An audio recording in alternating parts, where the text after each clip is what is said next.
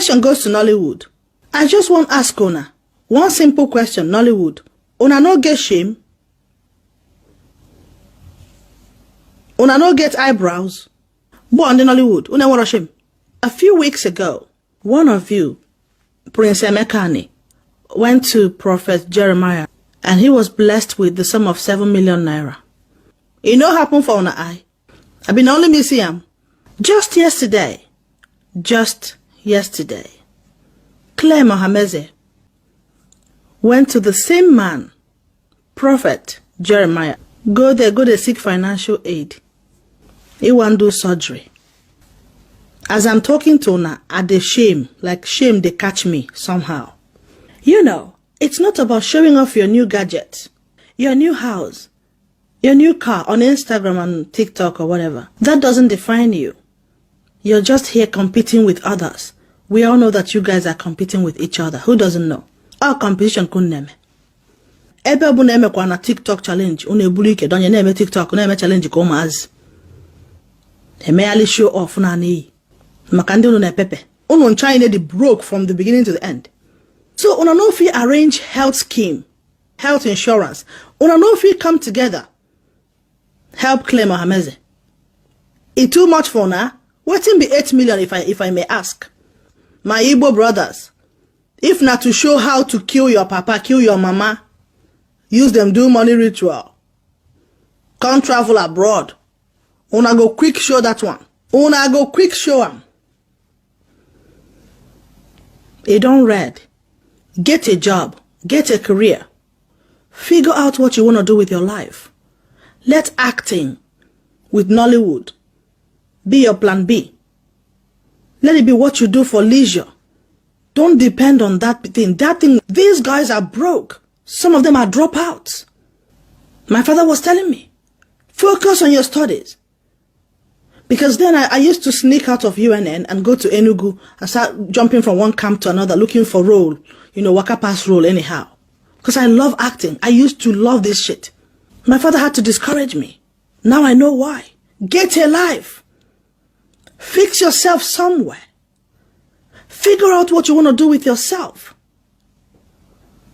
Let acting come second. What do you do for a living? I'm a medical doctor. I'm a lawyer. I'm an accountant. I'm a teacher. I also act. My father told me, yeah, I act once in a while. Don't come out and say, I'm an actress for a living. You can't be with the people that can't even take care of you when you need help. You can't be with them. The man is doing the work of God. We all know that. But at the same time, Prophet Jeremiah is doing business. On abawingia. Unu mebe neje. Emego nke mekani document ya debelunu. Claire Mohameze jigeba wana. Becha isa kwa nke ya. Enye ya 8 million. A document ya debelunu. If I get you tomorrow, can I debelunu? If I don't Nollywood me buem. Una shame, they shame me wallahi. So na no fee raise 8 million give Claire Mohameze Nollywood. And they ask Una. If not to do TikTok challenge competition, they do nyash challenge, Una go come out. It's not by accumulating followers with your recharge card followers, sharing recharge card and getting followers. It doesn't mean anything.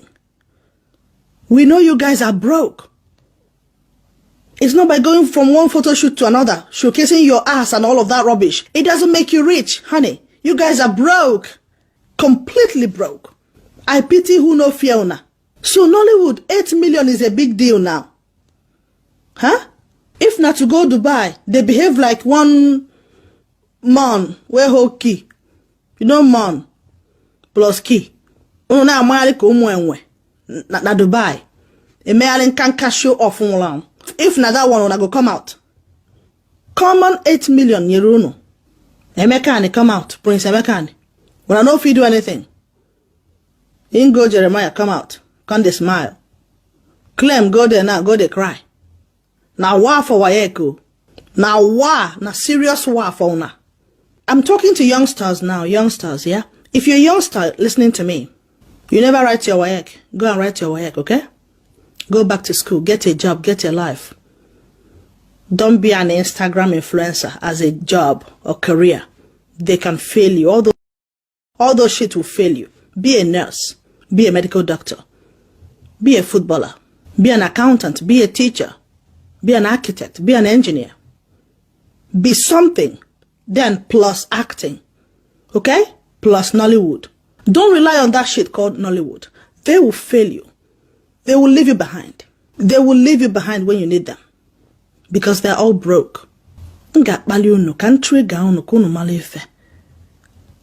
don't know about health insurance scheme? When you run into crisis, you don't know how to solve it? And you call yourself Nollywood? Really? Now, from one pastor to another, now me they talk about money. I can actually go behind my microphone, but this time I want to show my face and talk. Waiting this up. What's wrong with Una? Go Prince Emeka and Yagago. Claire Mohammed Zega. Now sacrifice it and now warm up.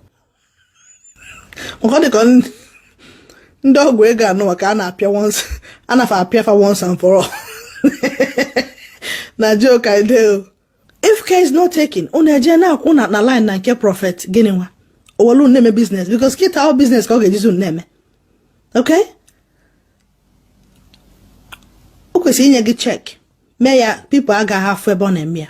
But on a measure I will not book followers. I mean congregation. Mboju na bazi now. Chukubali awalonu baba. Lest I forget, I have to thank him. Prophet Jeremiah, you're a real man, and your foundation is doing so well. Thank you, sir, and thank you again. At the same time, I want we have free. I want we have free like that. If I'm on a motive, even video name, on motive, akunuma. So nejeli kwa bu nejeli, neja yawale go na yawale. Marakwano, no one on kenalo na nkete. Kun madaga na Obabriski. On about majestic. In go do giveaway. So that when the backlash comes, every day mpiawazo. Every day piawa the guys, call on the guys. You gotta go. I don't quite find about Greek gift. Makwan that one, not there. Who my audio. Some of you na bon messia video. Fabia sim see for chimbao. Okay, you follow her. This one no follow. If you just no follow her because one way you come on again. But I'm gonna make you nigga by every day. If I wanna mad again ma. Because a guy like a hot him. So I can another than one woku. Oh no another than one woku. Kuchi no de and Nollywood. Onye go pant or go say pant or go lawful. Onye go house or go say house or go lawful. E will leak in our marker. I mansion a cup. Name nyash competition. Onye ke ya kacha. Onye ara ya kacha we bu. Onye we kacha followers. Mando recharge card followers. That's an abroad life. Mbiga got through health crisis. Mbiga ba in a crisis. Kiga got a life. We do guy and if I na Nollywood that thing waste of time. Okay, one day chine ne kana ya about odi and eba heba kwa. Mo pite don't. Unajeba na tumbole. Unajeba na mo embarrass. If you fail to plan, then you've planned to fail. Aborom kono de exposed. Unu kwese ma by now. If unu kwese me, una na kpare onwu. Na me expect can the man na respect unu celebrity. Ambo aka na ewu. Onye kedo ya fully rule anya. Onwere sendele nda. Over competition. Nonsensical content. That is if one men are this too awkward now. Unu na anwa. Of course, unu na anwa before, but you need to do better. Oboro gekita. Oboro gekita eze ndi ala maputa zubi.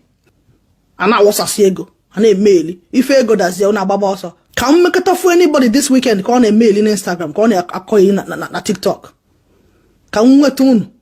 Ka mmekata nokwa. Na ịmapụta na-ekwu akoyeli.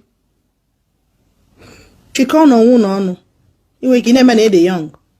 Nke etu kpọrọ nwa ozugbo. They don't have anything. Onwenke haji. Unwecha Nollywood stars unwecha go ayamad na fa nwugo. Iwe ki kana watch their movie ga mo onye anwugo. Who na want impress? Onye kun na impress. Amwa. Mwa.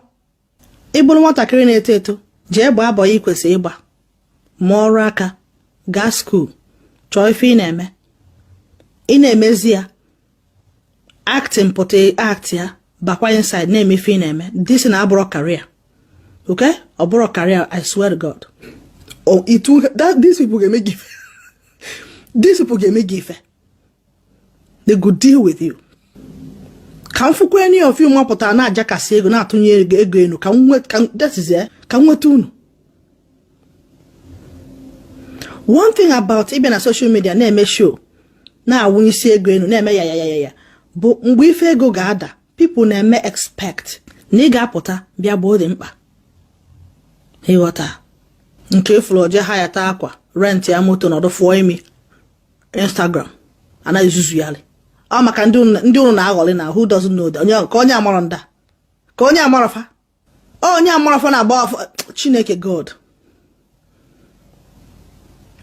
ne Davido obere nwa is my birthday like a joke awunyeli ono welo shovel ma yelo de guy ono if odi ono awunyeli ofu onye oche ka a whole Nollywood